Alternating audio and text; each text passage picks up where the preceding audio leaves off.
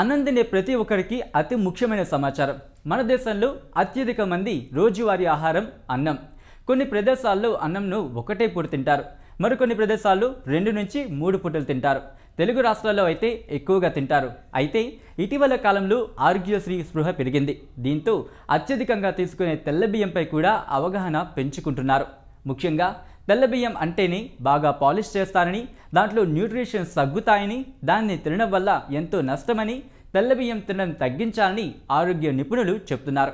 తెల్ల బియ్యంలో ఫైబర్ శాతం పెద్దగా ఉండదు. ఫైబర్ ఉంటేనే జీర్ణ వ్యవస్థ సమర్థవంతంగా పనిచేస్తుంది. కాబట్టి తెల్ల బియ్యంను మానేసి ఫైబర్ ఉన్న వాటిని తింటే మంచిది. కార్బోహైడ్రేట్స్ బియ్యంలో ఎక్కువగా ఉంటుంది కాబట్టి అన్నం తినడం మానేస్తే బరువు తగ్గిపోతారు. అన్నం మానేస్తే అవసరానికి మించిన ఆకలి వేయదు, లిమిట్గా తింటారు. బియ్యం తినడం వల్ల ఒంట్లో స్టార్చ్ కంటెంట్ తగ్గుతుంది. దీనివల్లే ఒంట్లో షుగర్ లెవెల్ పెరుగుతూ ఉంటాయి. బియ్యం మానేయడం వల్ల ఒంట్లో బ్లడ్ షుగర్ నార్మల్ స్టేజ్లోకి వచ్చేస్తాయి.